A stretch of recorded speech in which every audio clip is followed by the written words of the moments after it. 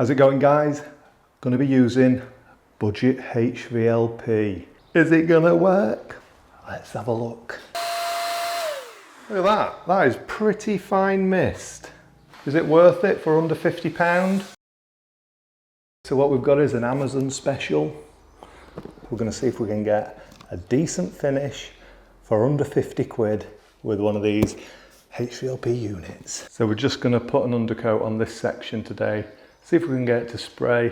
How good's it going to be? We'll see. So there we go. That's no better than my English. We'll let them off with that one.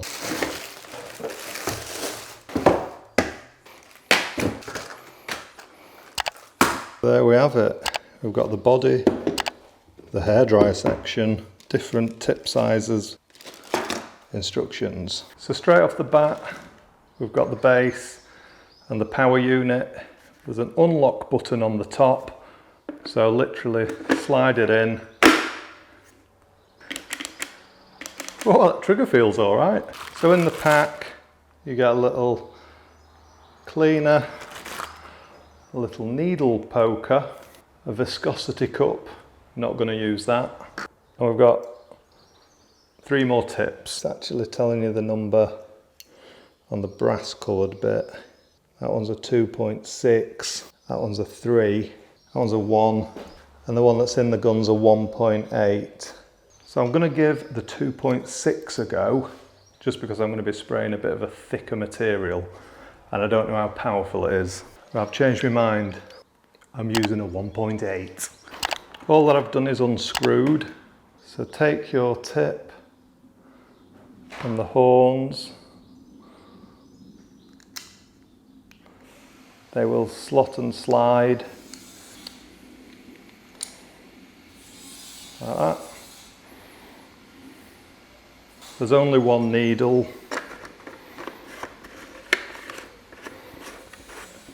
So on the top, if you can pick that up on the light, it's got different shapes.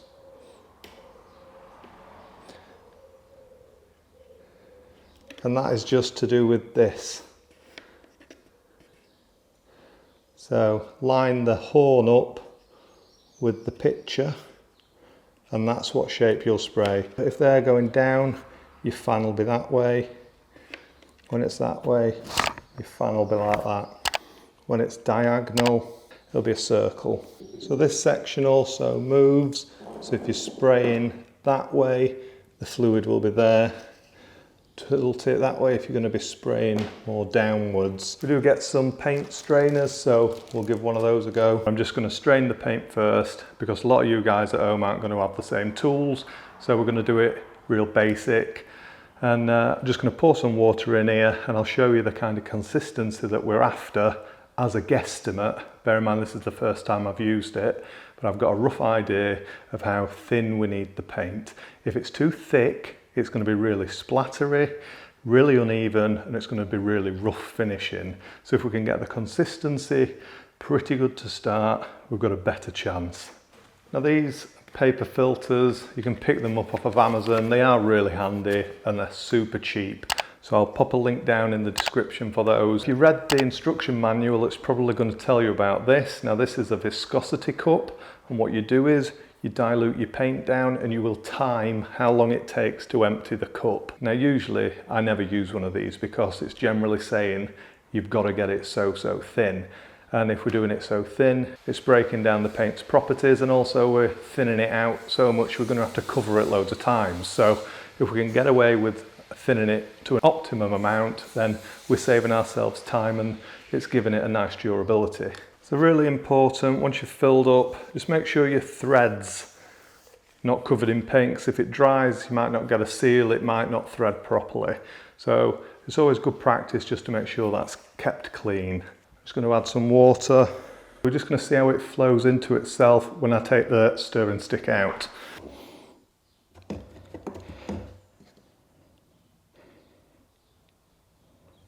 That's not terrible, but we can improve that by making it a little bit thinner, and that way it's going to just settle into itself quite quickly. So I'll add a bit more water.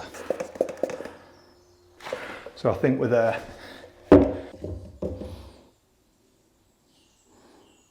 That's it.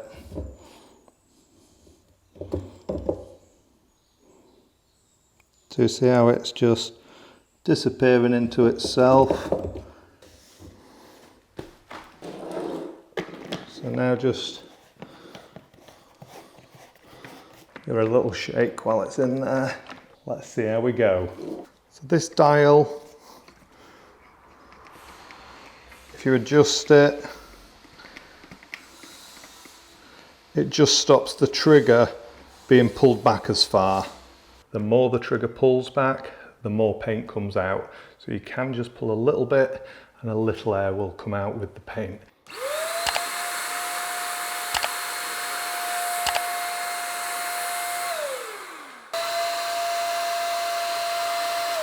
Look at that, that is pretty fine mist. I think I've got it sussed.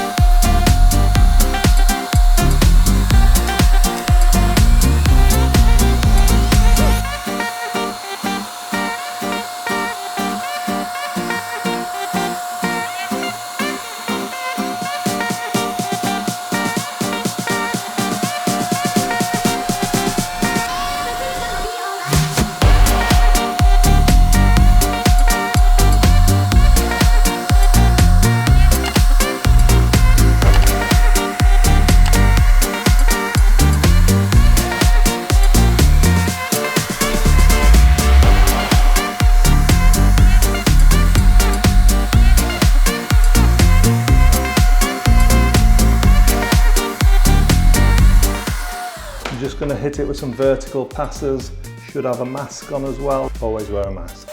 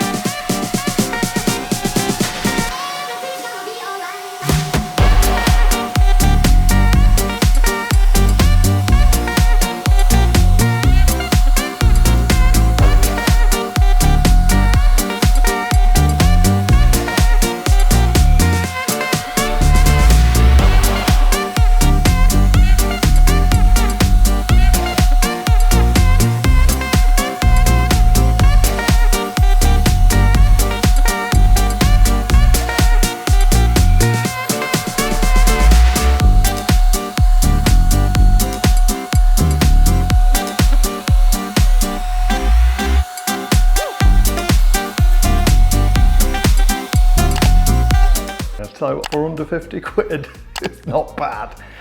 Let's have a look.